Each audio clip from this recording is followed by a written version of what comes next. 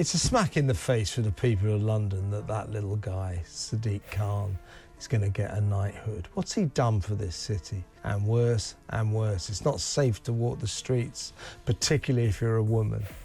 Yeah, women are terrified to walk the streets of this city, of people who've been stabbed to death on the streets of London during Sadiq Khan's god-awful regime. Did you know that under Sadiq Khan's leadership, London has seen a 54% increase in knife crime and a 51% rise in sexual offenses? These aren't just numbers, they represent real people, real victims. Yet, despite these alarming statistics, Khan is set to receive a knighthood. We'll break down the numbers, share personal stories, and examine the disconnect between political accolades and the reality on London streets. Before we move on, I'd like to ask you a small favor. If you appreciate this content, please take a second to like this video and subscribe to the channel.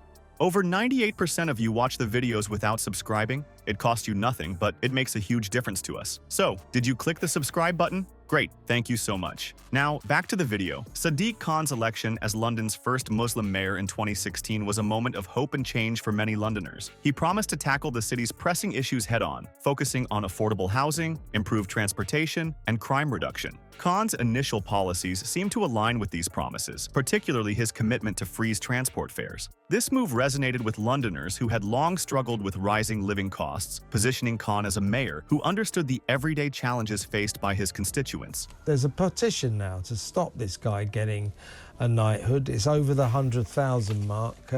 Can we stop? Well, I think the enormous problem is that we've got a series of unresolved issues that many people are very concerned about.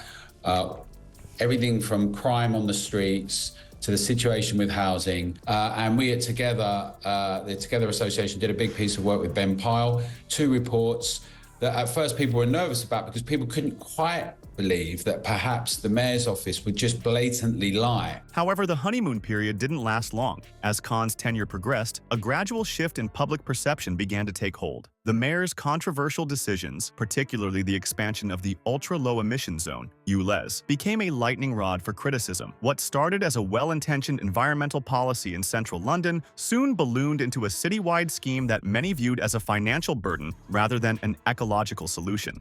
The ULEZ expansion unfolded in stages, each one sparking more debate than the last. The initial rollout in April 2019 covered only the central congestion charge zone. But by October 2021, it had extended to areas up to the north and south circular roads. The final expansion in August 2023, which encompassed all London boroughs, proved to be the most contentious. The financial impact on London residents has been substantial. In the year following the August 2023 expansion, over 1.1 million penalty charge notices were issued for non-compliance. Revenue from the ULEZ scheme skyrocketed, jumping from $19.47 million to a staggering $29.14 million in just 1 year. These figures paint a clear picture of the increasing financial pressure on Londoners, many of whom were already struggling with the cost of living crisis. The disconnect between Khan's policies and public sentiment became increasingly apparent. While the mayor touted the environmental benefits of ULEZ, many Londoners saw it as an unfair tax on those who couldn't afford to upgrade their vehicles. The scheme's impact was felt acutely by some individuals, with reports of a single vehicle receiving 325 fines in 1 year. It was clear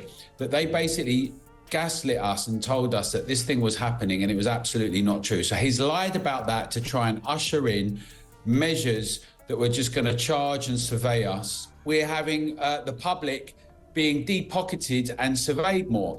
The same in transport, same in housing. Where are all the family purpose-built housing for people? And crime. So we got a situation where there's been a reticence and a reluctance to do proper full-on stop and search. We've got issues up and down the line with knife crime, with all sorts of assaults. That's why so many people are upset. That's why we're going to see real changes, Kevin. That's why we're saying to people, get involved with the Together Association. But we've seen what's happened in America. People are not prepared to keep having this done to them. A stark example of how the policy could disproportionately affect certain residents. As public backlash against the ULEZ expansion grew, Khan found himself defending a policy that seemed increasingly at odds with his initial promise of making London more affordable. The growing number of complaints from residents who felt unfairly targeted raised questions about the true beneficiaries of Khan's environmental crusade. So, as we look at Khan's tenure, we're left wondering, has London truly improved under his leadership, or have his controversial decisions overshadowed his initial promises? The answer, it seems, lies in the streets of a city grappling with the consequences of its mayor's vision.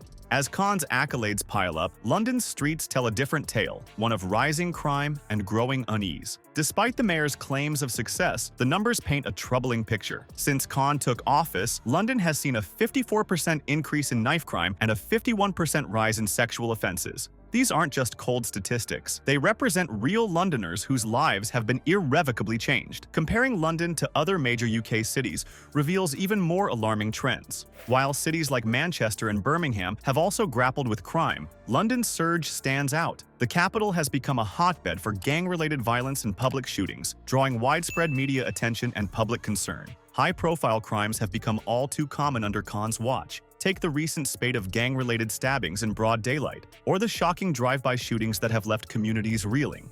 These incidents aren't just sensational headlines, they're symptomatic of a deeper problem that Khan seems unable or unwilling to address.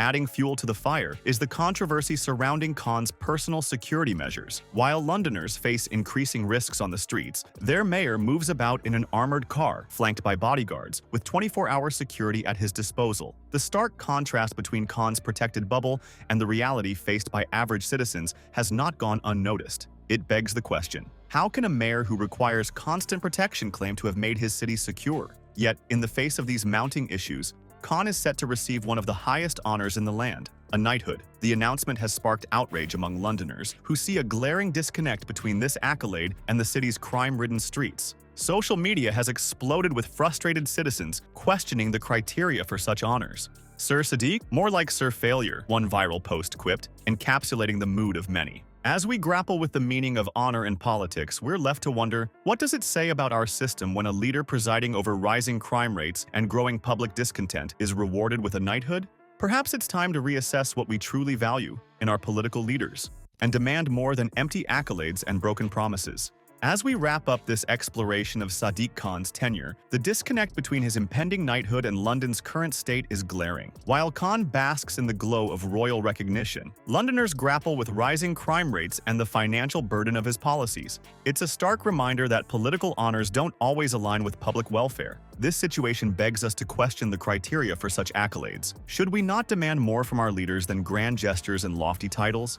Perhaps it's time for Londoners, and indeed all citizens, to reassess what truly matters in political leadership. Is it the ability to secure personal honors, or the commitment to improving the lives of those they serve? As London faces an uncertain future, one thing is clear.